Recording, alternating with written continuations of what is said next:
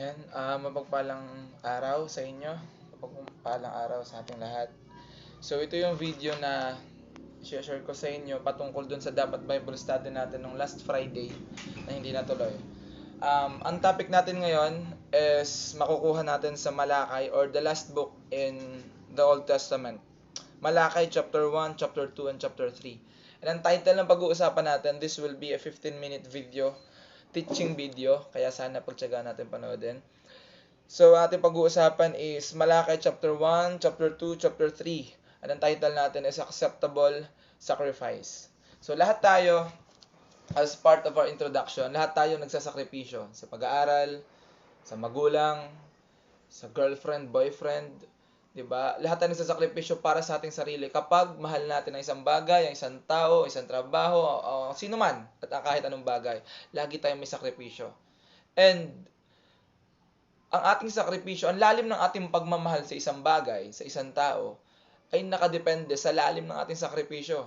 Hindi mo pwedeng sabihin na, halimbawa, mahal mo yung pag-aaral mo, ayaw mong bumagsak, pero hindi ka nagagawa ng necessary na sakripisyo. So, lagi nyo itong tandaan na ang lalim ng pagmamahal mo sa isang tao, sa isang bagay, sa ating pamilya, sa ating sarili, ay makikita mo lagi sa lalim, dami, hirap, pagod na sakripisyong kaya mong ibigay para dun sa tao na yon or para dun sa bagay na yon. So, ulitin ko ngayon, ang topic natin is acceptable sacrifice, pero sakripisyo para kay Lord. Ano yung mga alam ko na mahal niyo si Lord. Alam ko na naniniwala kayo sa Diyos. Alam ko na marahil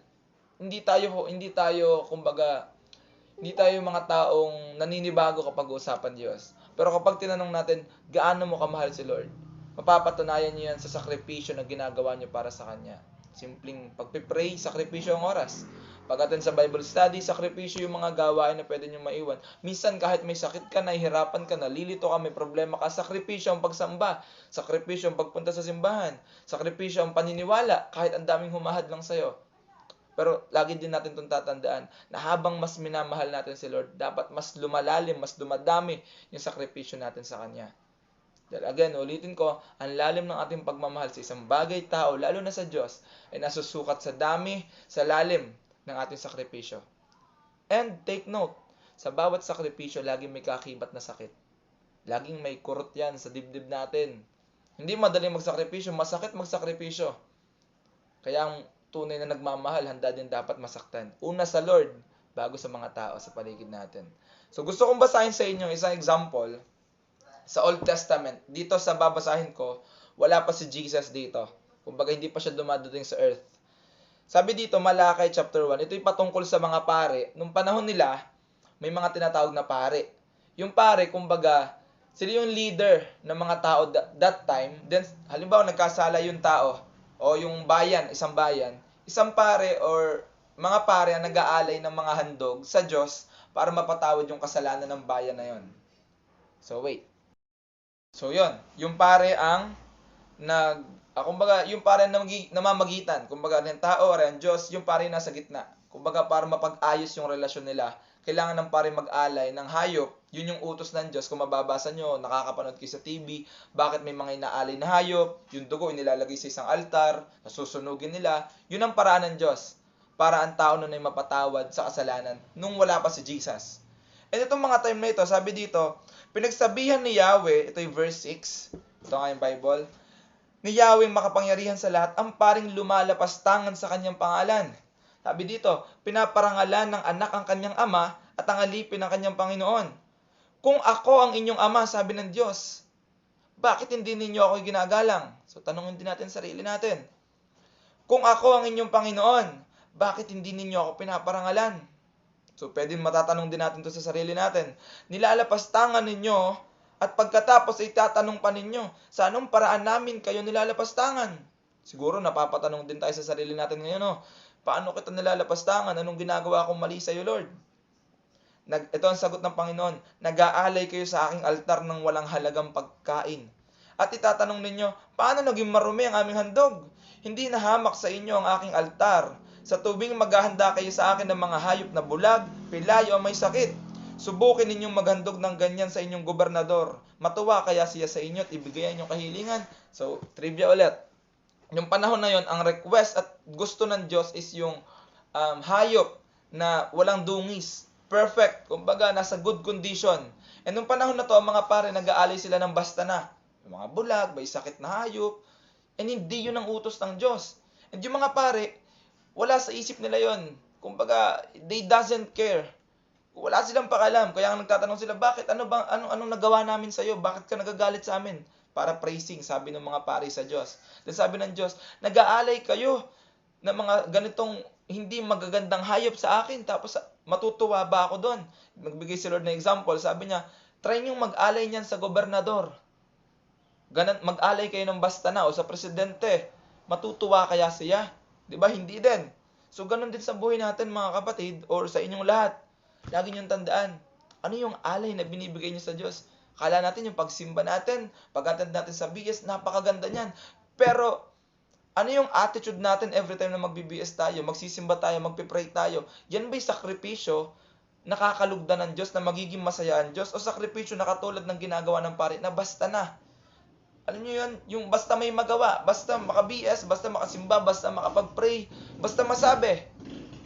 So hindi ko binababa yung turo ng Bible. Gusto kong malid kayo sa kung ano yung turo ng Bible, papalapit kay Lord. Hindi masabi lang na okay, ang dami natin. Praise God. No, gusto kong maranasan nyo mismo at makilala nyo yung tunay na Diyos at kung ano yung buhay na gusto niya na meron sa atin at hindi tayo mapahamak. Sabi dito, ulitin ko, ano yung mga sakripisyong ginagawa nyo kay Lord? Isipin nyo ngayon, kung meron na. Yung bang mga sakripisyo na yun ay sakripisyo na magiging masaya siya o katulad ng pare, sakripisyo na basta na lang natin ginagawa. And tayo lang ang makakasagot nun. And isipin nyo, kapag hindi natin, yung sabi ko kanina, kapag ang Diyos ay hindi natin ganun kamahal, madaling gumawa ng mga bagay na baliliwala na lang. Kapag ang isang tao hindi mo na mahal, kumbaga kahit nasasaktan siya, wala kang pakalam. Diba? Yung nawawala na yung mga spark na tinatawag. Minsan, nasaktan ka niya. So, ang tendency niyan, baliwala sa'yo kahit saktan mo din siya. Kasi nawawala na yung love, nawawala na yung care, wala ka nang pakalam kahit masaktan siya. O yung effort mo, basta na lang. Like, may magawa na lang. So, wag natin nahayaan na maging ganun na attitude natin kay Lord. Dahil hindi yun gusto ni Lord. Sabi dito, magsumamo man kayo sa Diyos ay hindi niya kayo papakinggan. So, marahil minsan nagtataka tayo, galit ba sa akin ng Diyos?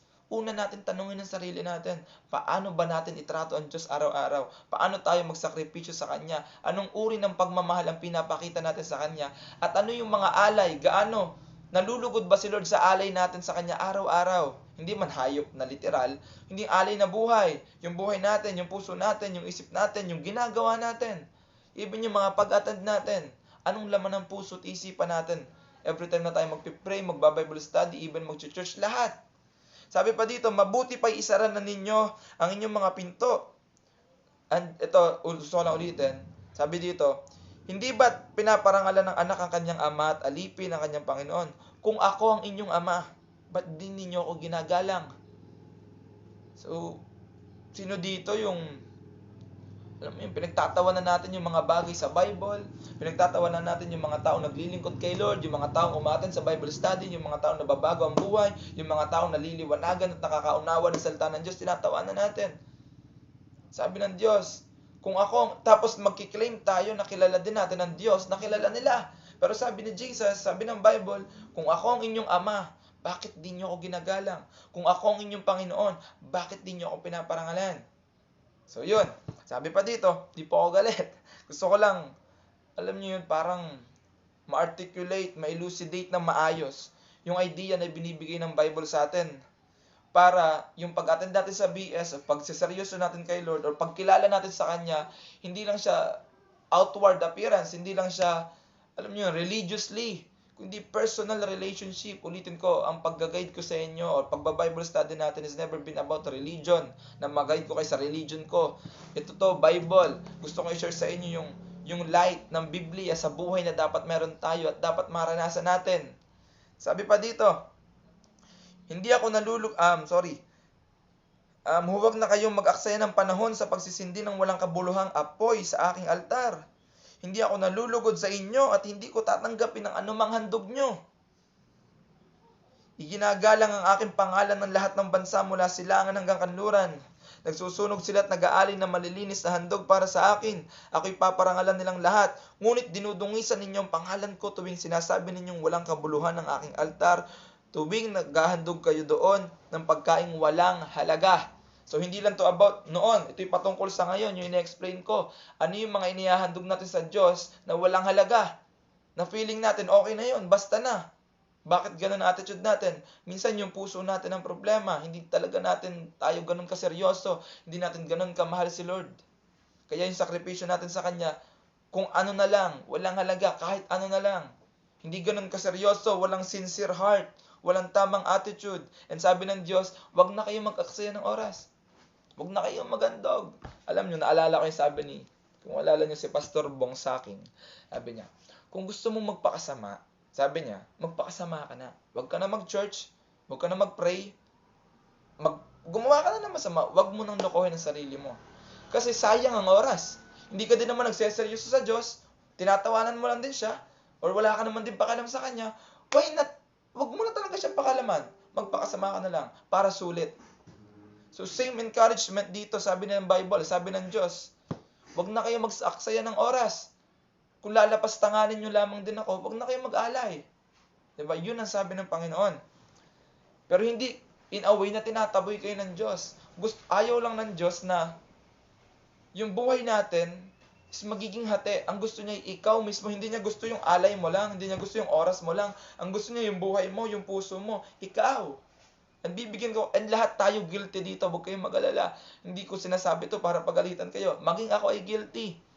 Nagkakamali ako, may mga alay ako minsan na, or yung oras ko sa church, yung oras ko sa pagba-Bible study, minsan nasasakripisyo ko din para sa mga sarili kong kagustuhan. May mga bagay na nawawala din yung feeling ko ng love ko kay Lord, na parang, wala, pagod na ako, basta ko na lang gagawin. Wala nang sincere heart. So lahat tayo guilty dito. Pero gusto ko pang basahin to, sabi dito, sumpain ang sino mang nandaraya sa paghahandog sa akin ng hayop na may kapintasan. Gayong may ipinangako siyang malusog na hayop mula sa kanyang katawan. Ako'y isang hari na dakila, kinakatakutan ng lahat ng bansa. So lagi niyong tatandaan na ang Diyos ng Biblia, hindi ng relihiyon. Kasi ang relihiyon, sometimes dahil sa katuruan nila, naggagawa sila ng sariling konsepto ng Diyos. Ang Diyos namin ganito, ang Diyos namin ganyan. Kapag umalis kayo sa relihiyon namin, mamamatay kayo. Hindi na kayo mahal ng Diyos. Hindi na kayo pupunta ng langit. Sariling konsepto ng relihiyon yun. Pero ang Diyos ng Biblia, ang nais na hindi relihiyon, kundi yung buhay mo mismo maging maayos. Yung buhay mo mismo mahawakan niya. Siya ang mag-control, siya ang maging Panginoon, siya ang maging Diyos, siya ang maging Ama. So ito, alam kong guilty tayong lahat. Kaya huwag kayong ma-feel condemned dahil napunta pa lang tayo dun sa exciting part. Mga last 5 minutes. Sabi dito, sinabi din ni Yahweh, kung hindi ninyo ito papakinggan at isa sa puso bilang pagpaparangal sa aking pangalan, susumpain ko kayo at ang mga pagpapalang tinanggap ninyo bilang mga pari. Then, and the list goes on. Basahin nyo na lang yung chapter 2 ng Malakay. Basta last book siya ng Old Testament. Then, bago ako magwakas, number 2 na tayo. 3 lang to. Chapter 2 verse 17. Sabi dito, sawang-sawa na si Yahweh or ang Diyos sa inyong mga sinasabi. Subalit itinatanong pa ninyo, bakit siya nagsasawa? Minsan kapag ang isang bagay, isang tao hindi na natin mahal, o yung pagmamahal natin mababa na, kahit nasasaktan natin siya, wala na tayong pakialam. Like insensitive na tayo. Kasi we no longer care. Wala na talaga tayong paki sa kanya. Baga, nandun lang tayo, nasa relationship lang tayo, pero wala na talaga.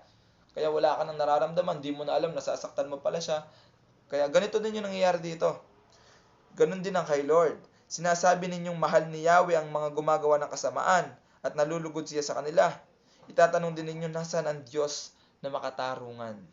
So, ibig sabihin, una natin tanungin ang sarili natin sa mga bagay na nararanasan natin. Hindi ko sinasabing sisihin yung sarili nyo, pero isang way kung bakit ang buhay natin, ito yung na-share ko nung online, and nasa conclusion na ako, ang buhay natin puro darkness, puro kabigatan, walang purpose. Sino dito yung gigising, tutulog, kakain, mag-aaral, yun lang. Kapag namatay, hindi na alam ang mangyayari. Sino dito hindi nagkasala mula pagkabata? Wala, lahat tayo. And sabi ng Bible, lahat tayo, pag nagkasala, ang punta natin impyerno. Sino dito yung walang pag-asa? May sakit. Sino dito yung kapag tumatawag sa Diyos, parang ang layo-layo ng Diyos? Sino dito yung feeling niya hindi siya tatanggapin ng Diyos dahil sa mga nabanggit kong kasalanan, guilty tayo, ang layo na natin sa Diyos. Sino may feeling ng ganon? So good thing yun, kung nararamdaman yung kayo yun. Dahil dadako tayo ngayon sa conclusion, yung sinasabi ko exciting part. Alam niyo yung mga nabanggit ko kanina, kasalanan, yung pag-aalay ng walang kwenta na alay, lahat tayo dumaan dyan. Pwedeng ikaw ngayon, nandun ka, nare-realize mo ang buhay mo pala talaga ay malayo sa Diyos. Kahit nagsisimba ka, malayo pala talaga ang buhay ko. Yung mga alay ko pala talaga ay walang kwenta. Pwedeng nandun ka ngayon, pero bibigyan kita ng isang good news. Alam niyo, sabi ng Biblia, lahat ay nagkasala, lahat ng tao, wala ni isang mabanal. Kahit yung pare, kahit yung pastor ko, kahit ako, lahat tayo guilty sa kasalanan. Yung mga nasabi ko kanina, lahat tayo naging kaaway ng Diyos dahil sa ating kasalanan. Gusto kong basahin sa inyo, yung nasa conclusion na tayo, Ephesians chapter 2, verse 3. So tapusin niyo tong video na to, Ephesians chapter 2, verse 3. Sabi dito, ang totoo, tayong lahat ay dati ring namumuhay ayon sa pagnanasa ng laman o ng kasalanan, namumuhay sa kasalanan. At sa masamang pag-iisip, kaya't sa ating likas na kalalagayan, tayo'y kalaban o kinapuputan ng Diyos. So sa madaling salita, nung ikaw ngayon, kung nasa kasalanan ka, kung yung buhay mo ay katulad ng mga binanggit ko kanina, or kung nabago ka na, sabi ng Biblia, nung tayo nasa masama pang buhay, tayo'y kaaway at kinapuputan ng Diyos. Isipin nyo, maging kaaway mo ang Diyos. Na akala mo, dahil nagsisimba ka lang, kakampi mo na siya. Tapos nagtataka ka, yung buhay natin, puro kadiliman, sakit, tumatawag sa Kanya, napakalayo ng Diyos. Dahil kaaway pa tayo ng Diyos. Hindi sapat ang simba lang, hindi sapat ang relihiyon lang. Kailangan natin ng relationship sa Kanya. Kailangan natin mapatawad sa kasalanan. Kailangan natin maging seryoso, mga kapatid. Then ano pa sabi ng Bible? Ulitin ko, dahil ng kasalanan, sabi ng Colossians chapter 1, buklatin lang ulit natin. Maganda kasi kung may Bible din kayo. Colossians, yung Bible ko kasi luma, ang hirap niya ng buklatin. Siya, I believe 20 minutes. Sana tapos na tayo 30 minutes. Hindi ko na mabuklat yung Bible ko. Wait. Sige, Colossians chapter 1 verse 19 to 21, di ko nababasahin. So nakalagay doon, dati tayo mga kaaway ng Diyos dahil sa ating kasalanan. So ito ang good news ko sa inyo. Sabi ko sa inyo kanina, dahil sa kasalanan natin, kung nararamdaman nyo na yung bigat ng kasalanan ngayon, gusto kong sabihin sa inyo na yun, di ba kaaway natin ng Diyos? Sabi ko, dahil sa kasalanan, nagalit ang Diyos sa atin. Pero yun ang dahilan kung bakit dumating si Jesus. Na kahit sino dito kayang mamatay para sa kanyang kaaway? Wala. Mahirap mamatay sa kaaway. Mahirap magsakrip. Halimbawa, yung kaaway mong galit ka, inagaw girlfriend mo, boyfriend mo, o pinagsamantalahan ka, o kung ano mang ginawa sa'yo, hindi ko kayo masisisi sa nararamdaman nyo. Pero natural sa atin na magalit, magigante, o hindi pansinin lahat. Basta nasasabi na natin na, okay lang, napatawad ko na yan. Basta huwag kong makikita yan eh. Diba, mga ganun tayo. Okay na yan, basta ayoko marinig ang pangalan at boses na yan. Talagang nag-iinit ako. Diba, mga ganun tayo. Natural sa atin yun. And ganun ang Diyos sa atin. Minsan pa naging kaaway niya tayo dahil sa kasalanan nyo, kasalanan ko. Yung mga nabanggit ko kanina, sakripisyo natin na walang kwenta, basura sa harapan niya, basta na lang. Wala tayong pagmamahal na tunay sa Kanya. Kaya yung mga sakripisyo natin, kung ano na lang. Kaya ayaw ng Diyos doon. Tinuring niya tayong kaaway doon. Pero lagi niyong tandaan, ito ang good news ko sa inyo. Na kahit naging kaaway tayo ng Diyos, kung tayo hindi natin kaya magsakripisyo para sa kaaway natin, tayo na deserve natin ang impyerno dahil galit at hindi natin at lumayo tayo sa Diyos. Wala tayong pakalam sa Kanya. Deserve natin ang impyerno. Deserve natin parusahan at mapalayo sa Kanya. Pero ang ginawa ng Diyos, dumating siya para iligtas tayo. Siya na yung nasaktan, siya yung iniwan, pero siya yung humabol sa iyo, kapatid. Sabi ng Bible, iiwan niya yung tupa na 99 para hanapin yung isa. Sabi ng Bible, iniwan ng Diyos ang kalangitan at bumaba siya sa lupa para puntahan ka at ako. Para yung kasalanan mo na ginawa noon at ngayon, na yung kasalanan nagpalayo sa iyo sa Diyos, yung kasalanan na dahilan kung bakit kanya naging kaaway, kung bakit nasaktan at nadurog ang puso ng Diyos, yun din ang dahilan kung bakit siya bumaba. Hindi para parusahan ka, hindi para pagmukhain na wala kang na wala kang tamang ginawa, bumaba siya para sabihin sa iyo na ako na ang kukuha ng kasalanan na yon. Ako ang mag-aako, ako ang magpapapako sa krus, ako ang kukuha ng parusa na dapat ikaw, na dapat ako. Yun ang dahilan kung bakit namatay si Jesus sa cross. And yun yung lagi kong sinashare sa atin. Kapag naranasan natin yung realidad na yon, yung katotohanan na yon, our life will never be the same again. Kung magiging seryoso, totoo lamang ang paglapit natin sa Diyos. So ulitin ko, Romans chapter 5 verse 8. Na, pinatunayan ng Diyos ang kanyang pagmamahal sa atin na nung tayo'y makasalanan pa, namatay siya para sa atin. So alam ng Diyos one day tatawanan mo siya. Alam ng Diyos one day wala kang pakalam sa Kanya. Alam ng Diyos one day, katulad ko noon, mamumuhay ako sa kasalanan at lahat ng kamalian. Pero namatay pa rin siya para sa akin. Pinatawad niya pa rin ako. Minahal niya pa rin ako. Kahit kaaway niya ako. So ganun ka din niya minahal. Kaya sabi ng Biblia, ang pagmamahal ng Diyos ay unconditional. Wala kang kayang gawin para bawasan at dagdagan yon. Mahal ka ng Diyos at yun ang totoo. At dahil mahal ka niya, kahit kaaway ka niya, pinatawad ka niya. At tandaan niyo to, 1 Peter chapter 1, hindi ka lang niya basta pinatawad, kapatid. Napakamahal ng bagay na pinantubos sa kasalanan mo. Sabi dito, 1 Peter, lang, hindi na naman mabuklat yung Bible.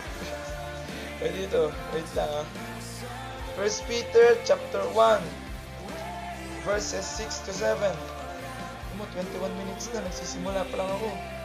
Joke lang, patapos na tayo. 1 Peter chapter 1. Sabi dito, alam ninyo kung ano yung pinantubos sa inyong walang kabuluhang pamumuhay. Yung mga kanto ko kanina, na inyong minana sa inyong mga magulang. Tinubos kayo hindi sa pamamagitan ng nasisira ng ginto o pilak, kundi sa pamamagitan ng mahalagang dugo ni Kristo. Siya'y tulad ng korderong walang dungis at kapintasan. Itinalaga ng Diyos bago palikayan ng daigdig at alang-alang sa inyo ay pinahayag sa mga huling araw na ito. So yun, sabi doon na ang pinantubos sa ating kasalanan is hindi ginto, hindi kayo binili ng pera, hindi kayo, kasi lahat tayo nakadestiny sa hell dahil sa kasalanan natin at puot ng Diyos. Deserve natin ang parusa niya, pero dahil ang Diyos ay mabuti, ang Diyos ay mapagmahal, at siyempre hindi niya pwedeng basta patawarin lang, kailangan may magbabayad. Ang ginawa ng Diyos, siya yung kumuha ng bayad ng kasalanan. Siya yung namatay na dapat tayo namatay. Siya yung nasaktan na dapat tayo nasaktan.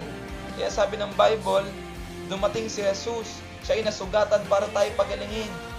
Siya yung dumating para tayo palayain sa kasalanan. Dahil we are helpless. Sa totoo lang, pwede sa atin, sa inyo, may mga gusto magbago pero hindi magawa. Alam niya ng Diyos, we are helpless. Kaya sabi ng Bible, dumating siya para i-rescue tayo. So hindi mo i-rescue ang isang tao, ang isang hayop, nang hindi niya nang kaya niya naman sa sarili niya. Halimbawa, i-rescue mo ba ang tao marunong lumangoy? Siyempre hindi. Ang i-rescue mo yung nalulunod. So dumating si Jesus para i-rescue tayo. Kita niya na hindi natin kaya ang buhay. Kita niya ang kabigatan. Kita niya ang hirap mo. Kita mong paulit-ulit mong kasalanan pagbagsak. Kita niya ang paghihirap mo, kasalanan mo, ang sakit mo sa katawan na hindi gumaling-galing. Kita niya ang problema mo sa family. Kita niya ang problema mo sa depression, sa anxiety. Lahat ng uli ng problema at kadiliman, dumating siya para doon. Kasi we are helpless. Pero hindi yun automatic. Kailangan natin maging seryoso. Kailangan natin isuko ang buhay natin. Kailangan natin totohanang tanggapin ng Panginoong Jesus. John chapter 1 verse 12. Di ba sabi ko kanina, naging kaaway tayo. And noon ang mga pare ang tagapamagitan sa Diyos at sa tao. Halimbawa, ito ang pare, ito ang tao, ito ang Diyos. Magkalayo yan. And ang pare noon ang dahilan kung bakit naglalapit ang Diyos. Dahil ng pare, napapatawad ng kasalanan ng tao dahil sa pag-aalay nila. So ang Diyos, nagkakaroon ulit ng connection sa tao. Pero nung dumating si Jesus, sabi ng Bible, si Jesus na naging alay, hindi na hayop. Siya mismo namatay para sa atin. At siya'y nabuhay muli.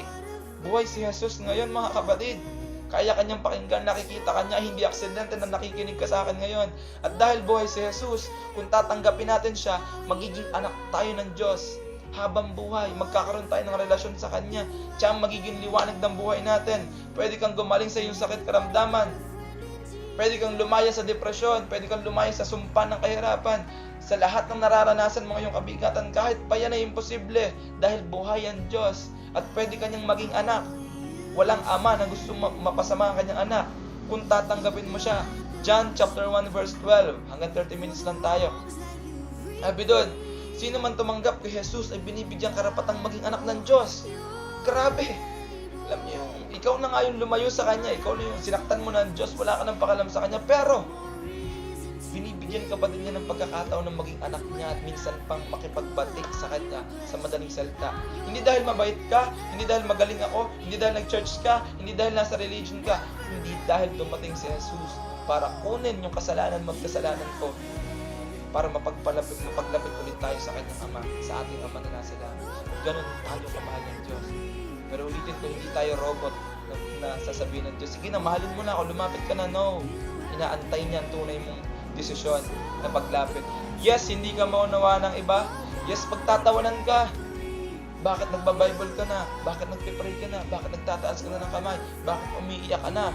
Bakit parang nag-iba ka? Nababanal ka na, hindi ka na gumagawa ng dating kasalanan. Yes, hindi ka nila maunawaan.